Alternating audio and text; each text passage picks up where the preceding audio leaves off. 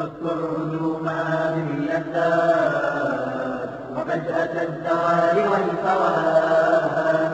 اذكر هجوم هذه اللذات وفجأة الزوال والفوات. بسم الله الحمد لله والصلاة والسلام على رسول الله وعلى آله وصحبه أجمعين. Before I start telling you what this series is about, let me start by telling you what this series is not about. So when we hear the hereafter, many ideas, many thoughts come to our mind. What are the movies that we watched or that you have watched that talk about the afterlife? Any idea about movies that discuss this theme? Ghost? Okay. Any other movies that talk about the afterlife or the hereafter or the day of judgment? Come on, there's many. 2012? Okay. Harry Potter? Didn't watch that one. Okay, what else? Armageddon. What else, sisters? The Sixth Sense. That's probably death. Okay. So this series is not the Muslim version of Avatar. It's not the Muslim version of Independence Day or Armageddon or all of these movies that you have watched. Why am I saying this? Because as Muslim youth, I know what are the topics that interest us the most. All the jinn stories. All the stuff about the torture and the afterlife and hellfire. And wow, we go in camps around campfire and we're eating s'mores and we start hearing those scary stories. That's not the purpose of this series. And why am I saying this? Because knowing about the hereafter is one thing, and planning for it and preparing for it is something completely opposite. If you read books about losing weight, for 10 years you are not going to lose weight. If you take steroids, but you don't go and hit the gym, you're not going to build muscles or lose weight. So this series is only, or this information are only to give you steroids. But you have to go and work out. You have to go and apply whatever we learn and whatever we discuss here. So it's not meant to entertain ourselves about some fancy stuff, some scary stuff, but from an Islamic perspective.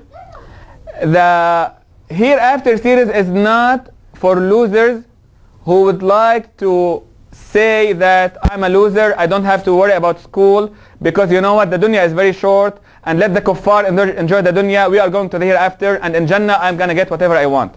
These are all, I remember meeting some guy who was doing bad in school and he's like, let them enjoy the dunya, for us it's the hereafter, And that's a wrong perception, that's not an Islamic concept at all.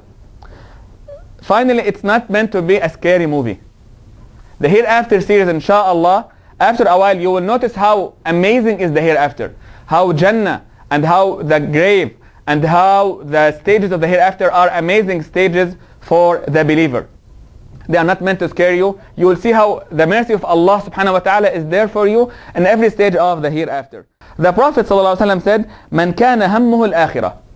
Whoever had his destination, whoever was preoccupied by the hereafter, whoever puts on his GPS 555 Jannah, whoever has the paradise as their final destination, جَمَعَ اللَّهُ شَمْلَهُ. Allah will put together his affairs.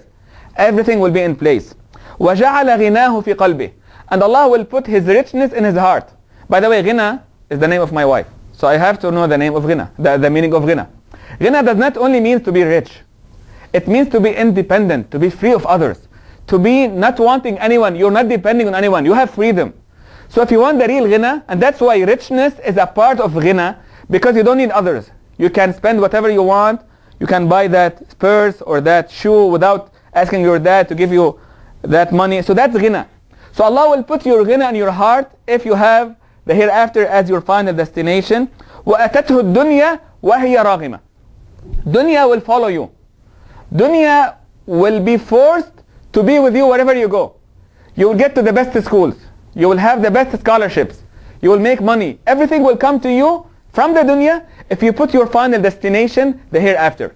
And then the Prophet ﷺ said, وَمَنْ كَانَتْ نِيَّتُهُ الدُّنْيَا. And whoever was preoccupied with dunya, with worldly affairs, with things that are materialistic, they are always worried about the next big sale or the next good deal.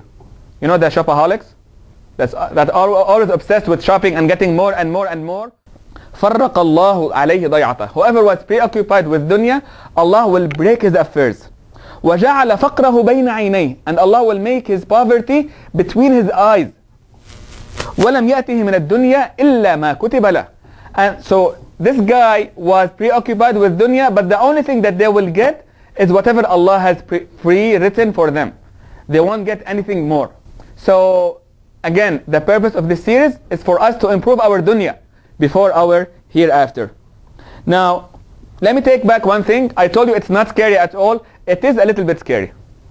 When we talk about the hereafter, it's something that will make us be worried and scared and fear Allah subhanahu wa ta'ala a little bit. One time the Prophet ﷺ, he stopped by a group of Sahaba who were chilling and laughing, nothing haram, but they were just talking. And he said, Wallahi, لو تعلمون ما أعلم. If you only know what I know. لضحكتم قليلا ولا بكيتم كثيرا. If you only know what I know, you will laugh very little and you will start weeping a lot. You won't have any LOL anymore. You can't. Why? Because you are hearing, you know what's going to happen next. لضحكتم قليلا ولا بكيتم كثيرا فلما انصرف. So when he went away from them, Allah inspired the Prophet ﷺ and he gave him wahi. يا محمد لا تقنط عبادي. Muhammad, don't make my servants lose hope in me. Don't make them despair in my mercy. So imagine Allah subhanahu wa ta'ala talking to his prophet, hey, these are my servants. Don't scare them. See how amazing Allah is. See how merciful Allah is. So then the Prophet ﷺ goes back to the Sahaba and he says, Abshiru wa qaribu wa saddidu. Have good news. Always have high hopes in Allah. Be positive about your expectation from Allah subhanahu wa ta'ala. Wa qaribu. Qaribu means try your best. You know, if someone like myself playing basketball, and I always have an air ball, and it's very hard for me. Qaribu. Do as much as possible to make your target Allah subhanahu wa ta'ala and the hereafter. Now, let me start by showing the timeline. So we will start by the non-existence, which is reflected in an ayah in the Quran. هل أتى على الإنسان حين من الدهر لم يكن شيئا مذكورا. Now next is the pre-creation assembly. When Allah subhanahu wa ta'ala, so we were non-existent at all, then Allah subhanahu wa ta'ala gathered all of us when we were souls, and then the shortest stage in our journey to Allah is the womb, 9 months. And we will have a dedicated session for this because it's really important. This stage is the one that will prepare you for the dunya. Right? It will prepare your body, your limbs, your hearing, your eyesight, everything. And the dunya is supposed to prepare you for what? For the afterlife. So the worldly life, the lowly life, that's the dunya, the exact interpretation. And then and the dunya, now people were one.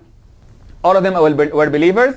Then we'll go to the grave, of course, believers and disbelievers. After the grave, we will start with blowing the horn. That's how the day of judgment will start.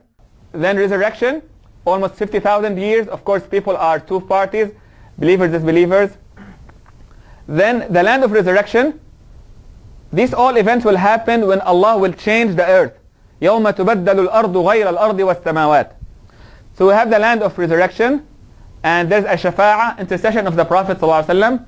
Without this shafa'ah, people will be standing forever, for 50,000 years. But his shafa'ah will start the judgment, and then the hisab, reckoning, then the books of deeds, then the scale, al-mizan, and then for the believers, they will pass by the fountain of the Prophet ﷺ, al-hawd. The hypocrites, they were with the believers. Hypocrites are people who, from the outside, they are believers, but from the inside, they are not. So the hypocrites will not be allowed on the fountain. Disbelievers will have a one-way ticket. وَالْعِيَاذُ بِاللَّهِ. Now there's a test for the believers, another test. This will purify them. This will show the hypocrites who will actually be in the الدرك الأسفل من النار, the lowest places of hellfire. For the believers, they still have to pass by hellfire. Something called as-sirat, we all know about it. اهدنا الصراط المستقيم. So that's a bridge, so they have to go through hellfire. There's one more stage that many people don't know about it, which is al-qantara, the arch of people's right. So you're a believer, mashallah, you made it through the sirat, but you still, if you owe someone something, backbiting or stuff like that, you still have a long wait here. Inshallah, at the end of the day, inshallah, we'll be in heaven, in paradise. So, so that's the timeline. As I said, please share it, because many of us know individual details about this, but I want us to see the whole picture.